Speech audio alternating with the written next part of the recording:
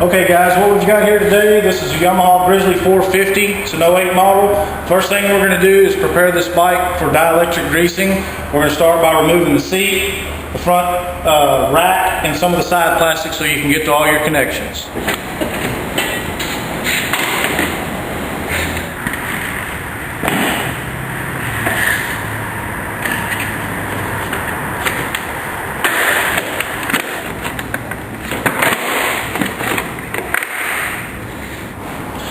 Alright, once you've removed the front plastics and the covers here, go ahead and reinstall your gas cap. And what you're going to do is locate on the front. There's several different sets of electrical connections here in the front that will need to be unplugged and apply dielectric grease to those. As you move towards the back of the machine, you'll see another set of plugs here towards the back under the seat. All these will need to be unplugged and filled with dielectric grease as well. You will also need to remove and apply dielectric grease to the spark plug fitting. There's a third set of wiring plugs that's directly under the fuel tank on the left hand side. These will also need to be unhooked and dielectric greased while you're doing all your grease connections.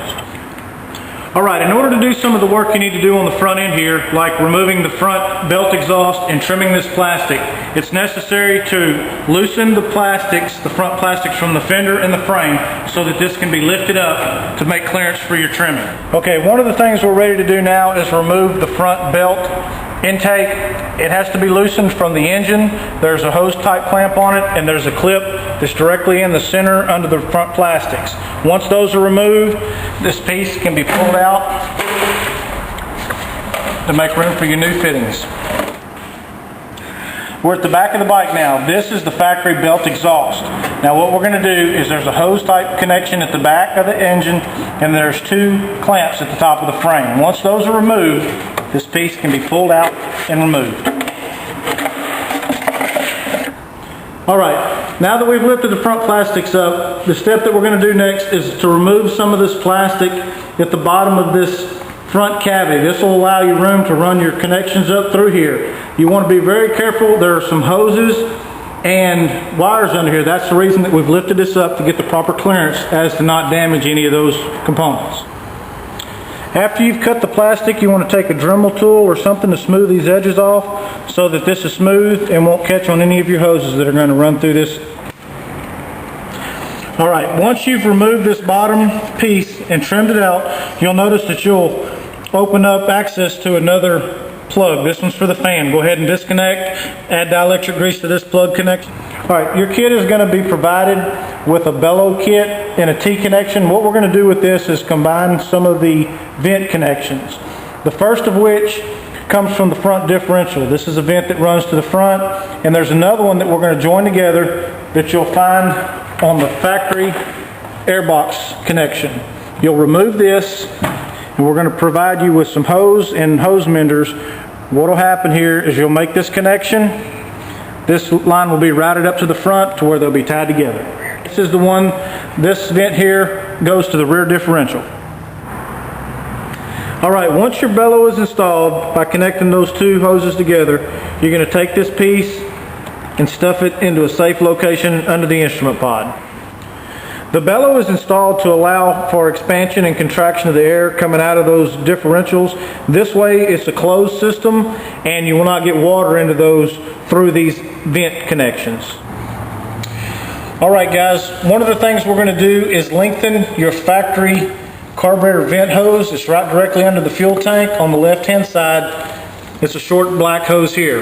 We're going to be replacing that with a slightly larger clear vacuum hose that's going to run up to the front and through the front snorkel plate. It's going to connect to this location right here on the side of the carburetor. Now, what you're going to want to do is route this along the frame back to the factory routing where the original one was, and it's going to run all the way to the front under the plastics and through this hole that we cut earlier. It is going to run through the snorkel plate and up the risers to get to the highest point on the bike. Okay, the next step, what we're going to do on the pull shift, the pull starter side of the machine, we're going to remove this side plastic, and what we're going to do is flip the linkage on the gears. Now basically just pull this piece off and that'll make this accessible. Okay, what we're going to do next is flip this linkage over. You'll need to take an open-end wrench and break this nut loose. Remove this. You notice there's a flat side on this arm to keep it in place. And basically what you're going to do is flip that 180 degrees. And what that'll do is that'll move the linkage further outboard to give you more room to run your connections through here. Replace the locking retaining nut here and retighten this with your... Alright, our next step is to put in our crankcase loop system. In order to do that, you have to remove the factory crankcase vent. It connects to the front of the air box on the left hand side. Pull that loose. There's a retaining clip, and pull that off the top of the engine. In order to install the crankcase vent loop, it's going to be necessary to take a heat gun and heat the end of this hose, and when it's warm you'll be able to slide it over these connections. That'll ensure a good tight snug fit connection to ensure that it'll seal properly. Alright, we're back to the front of the machine. We've got two additional vent hoses up here we need to address. One of these runs to the overflow bottle, the other one is for the fan. Now what we like to do on this is to pull any necessary slack that's in the line. Go ahead and take these and tuck them as far down into the headlight pod system here as you can, and what this will do is create a vertical loop so that the water will not travel uphill into that hose. Alright, we're on the right hand side of the bike. What we're going to do is remove this floorboard to gain access to this rear belt connection. After you've loosened the bolts, you remove the floorboard. There will be a hose type clamp here on the back that will need to be loosened so that you can remove the factory belt rubber connection. This piece will be removed and discarded. Alright, the next step what we're going to do is take this reducing rubber fitting here, and it's going to go onto this is the longer hose that goes to the rear belt exhaust. You want to make sure that these clamps are facing outward so you'll be able to tighten them up after you get this in. And you'll slide this connection in the small end and tighten this clamp up before installing. The next step is to install the rear belt exhaust hose. You'll start by feeding this in from the right side through the frame, and this will connect where the factory belt connection was on the rear.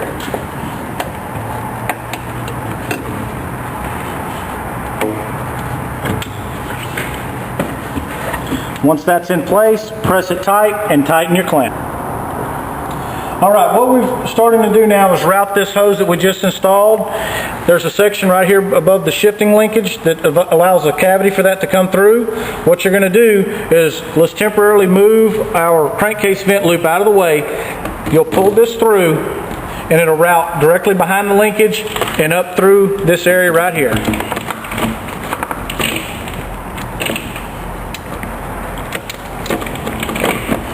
This will feed all the way through to under the front fender.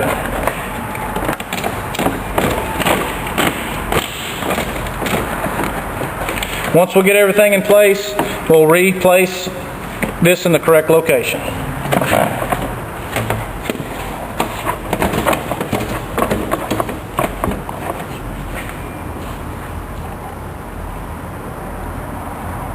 Alright, once you routed the hose from that belt towards the front of the machine, that hole that we cut in the front that we trimmed out earlier, where the factory belt connection was, this hose will be pulled through there. Okay, what you're looking at here is the front belt intake assembly, the shorter 1.5" ID hose with the small short rubber connection. This one end of this will fit on the front of the engine, the other end will tighten here.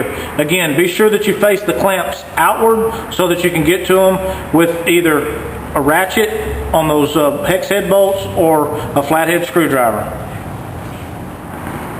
Okay, next step is to slide this rubber fitting onto here. Again, what you want to do with these is make sure these clamps are facing that direction so that when this piece is installed on the machine, these will be accessible from the outside. Alright, we've moved to the front of the engine on the right hand side. This is where the belt intake connection is. You have a rubber coupling that looks like this with a notch on it. The notch will face forward, so the smooth side will go against the engine and connect. You want to do this without the clamps on it.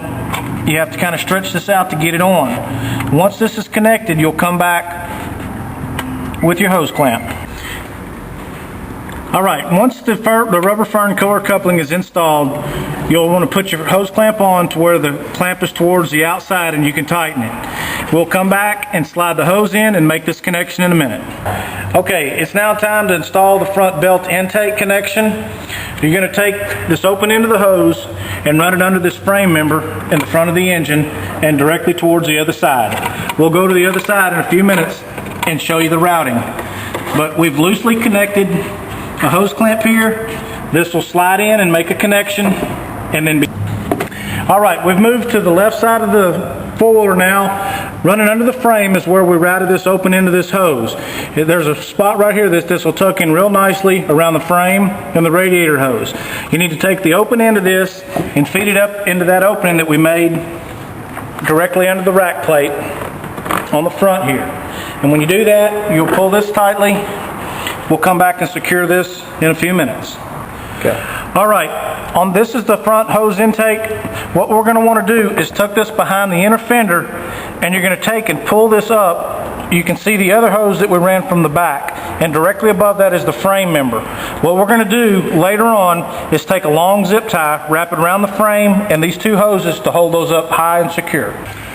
All right, our next step, we're moving to the air box. First step is going to be to loosen the clamp that holds the factory snorkel connection on and remove this piece.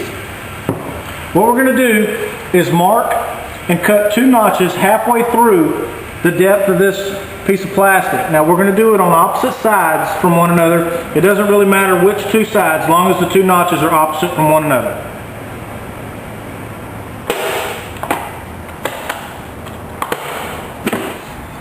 Okay, we're prepared to make our notch cuts in this plastic. Again, we want to cut half the depth, 2 opposite notches on opposite sides of one another.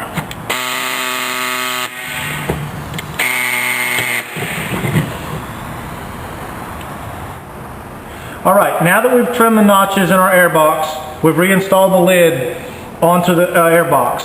Our next step is to install the hose clamp that shipped, and we're going to next route the air box hose. Now you're going to take the open end of this. This is the larger of the 3 hoses that ships with your kit. This piece will route directly here between the frame and the exhaust. Route this straight forward towards the front. Leave yourself a little bit of slack because we're going to need to make the connection here. This piece will turn and slide down into the air box. Make sure that's down all the way. We'll come back and clamp this up. We're also going to show you in a few minutes how to seal this from... Okay, now that we've adjusted this piece needs to be turned all the way, touching the edge of the gas tank before you tighten the clamp. That's the correct position. This hose routes under the frame, directly above the exhaust, and towards the front where those holes are drilled, where the other 2 larger hoses are routed now. Now we will come back in a few minutes and secure this high as we can against the top of the frame to avoid any rubbing and to get it as far away from the exhaust as we can. Moving to the front, you'll see your connections will look similar to this now. You'll have the 2 for the belt, and the larger one is the one for the air box. Okay, what we've done is we've grabbed the plastic tank cover and we're putting that back into place. You can see I've marked a location here. We're going to remove this piece of plastic with a Dremel tool or an air cutter of some sort. And what this will do is give us a little bit of clearance between the gas plastic and our hose connection that we've added to the air box. Okay, as you can see, we've trimmed our piece here around the top of the air box connection to allow for a little bit of clearance room. This will allow you access to service your air box. What we're going to do at this point, remove the clips. You should be able to pull the air box cover off. One of the things we like to do here to allow for a good seal is to remove the existing rubber gasket around the top of the air box lid.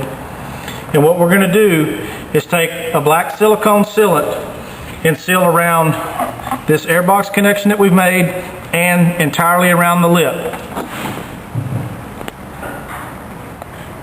Okay, now we've completed the application of our silicone around the intake connection and around the entire outer portion of the air box lid. It's now time to reinstall the air box lid. Okay, we've moved now back to the left side of the machine. The next step is to take the plastic cover that normally covers the linkage assembly up. What's going to be necessary, because we flipped the linkage, is to make a small trim in this piece. And what you're going to want to do is hold this into position, work your shifting linkage, and put some marks at the two extensions. And what you're going to do is come in with your Dremel or your air cutter and remove this portion of the plastic. Okay, you're currently looking on the right side of the bike. This is our 2-inch air connection that goes to the air box. What we've done is taken some good sized zip ties and attached this to the frame in a high location where you're going to prevent rubbing and scraping.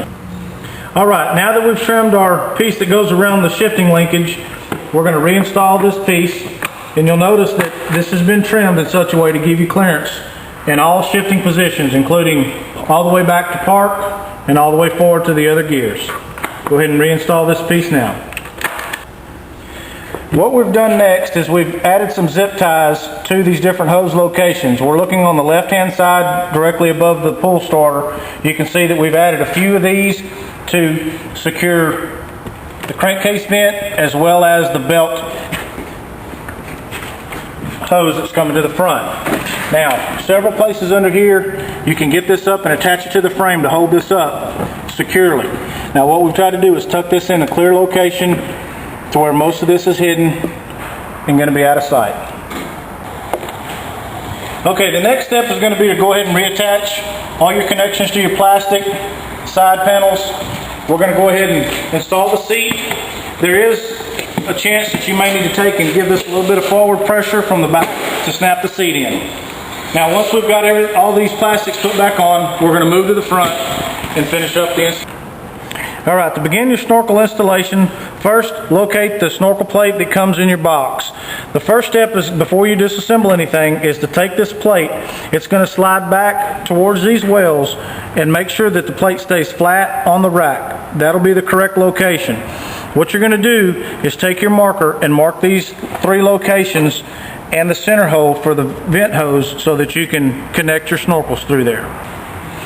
What you're going to do is take your Sharpie and mark these 3 main holes. At that point, remove your plate, pull your front rack off. You'll be able to set this on and make sure you have the correct hole sizes and locations. You want to try to trim these as close to those sizes as possible so that you have a clean installation.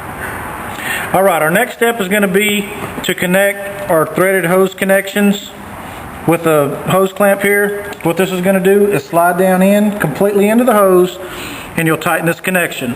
There's 1 large one and 2 small.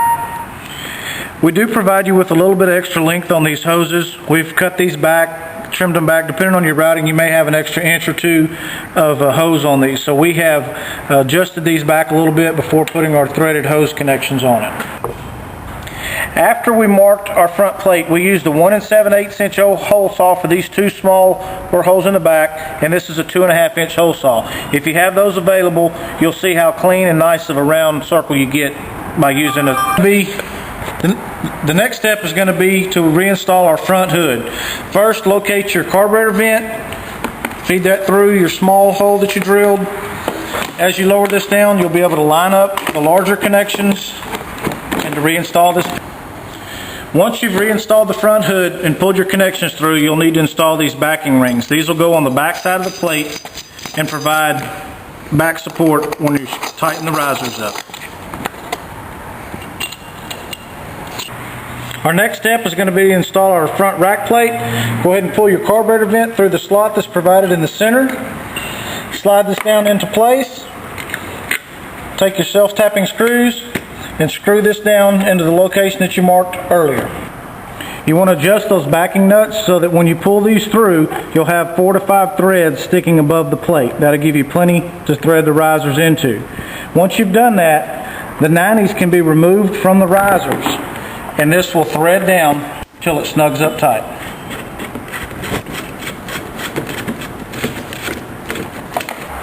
Alright, we finished installing the 3 risers. You want to be sure and tighten these down completely. They should be good and snug. It may be necessary to hold the back with a large set of channel locks or something to keep the hose from twisting. and you may need to adjust the backing nut in order to make a good solid connection here. Now once that's completed, you are going to want to trim to fit your carburetor connection that runs up between these three connections. We're going to finish this off by taking a couple of zip ties and putting them at the upper and lower extremities of the pipe.